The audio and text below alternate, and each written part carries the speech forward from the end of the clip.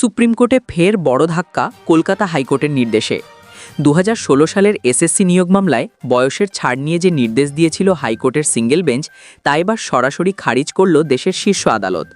এই রায় কারা স্বস্তিতে কারা চাপে, গ্রুপ সিডি নিয়োগ কি এবার এগোবে নাকি জট আরও বাড়বে, সব প্রশ্নের উত্তর থাকছে এই ভিডিওতে, শেষ পর্যন্ত দেখুন।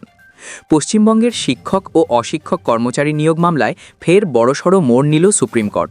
2016 সালের এসএসসি নিয়োগ প্রক্রিয়ায় বয়সের ছাড় সংক্রান্ত বিষয়ে কলকাতা হাইকোর্টের সিঙ্গেল বেঞ্চ যে অন্তর্বর্তীকালীন নির্দেশ দিয়েছিল তাতে সরাসরি হস্তক্ষেপ করল দেশের শীর্ষ আদালত। সুপ্রিম কোর্টের এই নির্দেশের ফলে আপাতত স্বস্তিতে স্কুল সার্ভিস কমিশন। বৃহস্পতিবার বিচারপতিরা স্পষ্ট জানিয়ে দেন যে হাইকোর্টের সিঙ্গেল বেঞ্চের নির্দেশ পুনর্বিবেচনা করা প্রয়োজন এবং মামলার বিস্তারিত শুনানির জন্য তা আবার হাইকোর্টেই ফেরত পাঠানো হয়েছে। সুপ্রিম কোর্টের পর্যবেক্ষণ ও শুনানির প্রেক্ষাপট। সুপ্রিম কোর্টের 12 নম্বর কোর্টে এই গুরুত্বপূর্ণ মামলাটির শুনানি হয়। শুনানির সময় উঠে আসে কলকাতা হাইকোর্টের সিঙ্গেল বেঞ্চের দেওয়া নির্দেশের প্রসঙ্গ, যেখানে বয়সের ছাড় বা এজ রিল্যাক্সেশন নিয়ে কমিশনকে পদক্ষেপ করতে বলা হয়েছিল। শীর্ষ আদালতের বিচারপতিরা মন্তব্য করেন যে লার্নেড সিঙ্গেল বেঞ্চ সম্ভবত অরুণিমা পাল মামলার রায়টি যথাযথভাবে অনুধাবন করতে পারেননি বা তার ভুল ব্যাখ্যা করেছেন। ডিভিশন বেঞ্চ যেখানে এই ধরনের সুযোগ প্রদান করেনি সেখানে সিঙ্গেল বেঞ্চের এমন নির্দেশ কতটা যুক্তিযুক্ত তা নিয়ে প্রশ্ন তোলে সুপ্রিম কোর্ট। কমিশনের যুক্তি বনাম মামলাকারীদের দাবি। শুনানিতে স্কুল সার্ভিস কমিশনের হয়ে সওয়াল করেন বিশিষ্ট আইনজীবী কল্যাণ বন্দ্যোপাধ্যায়।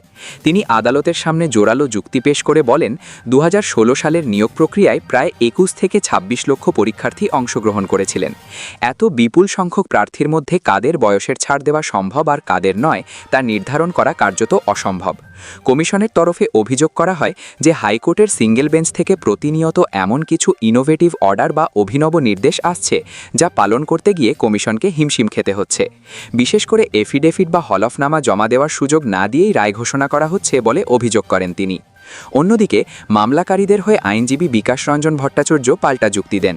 তিনি জানান তারা সমস্ত 26 লক্ষ পরীক্ষার্থীর জন্য বয়সের ছাড় চাইছেন না, তাদের দাবি শুধুমাত্র ওয়েটিং লিস্টে থাকা আনটেন্টেড বা যোগ্য প্রার্থীদের জন্য। বিকাশবাবু আশঙ্কা প্রকাশ করেন যে কমিশন হলফনামা জমা দেওয়ার নাম করে সময় নষ্ট করতে চাইছে, যাতে নিয়োগ প্রক্রিয়াটি বিলম্বিত হয়। আদালতের চূড়ান্ত সিদ্ধান্ত। উভয় পক্ষের সওয়াল জবাব শোনার পর সুপ্রিম কোর্ট নিম্নলিখিত সিদ্ধান্তগুলি জানিয়েছে। অন্তর্বর্তী নির্দেশে স্থগিতাদেশ।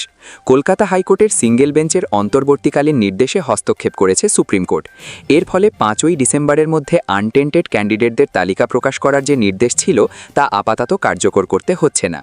মামলা ফের হাইকোর্টে। বিষয়টি পুনর্বিবেচনার জন্য আবার কলকাতা হাইকোর্টের সিঙ্গেল বেঞ্চেই ফেরত পাঠানো হয়েছে। তবে এবার সব পক্ষকে বিস্তারিতভাবে শুলে এবং হলফনামা বা এফিডেভিট বিনিময় করে তবেই রায় দিতে হবে। ভবিষ্যৎ পদক্ষেপ।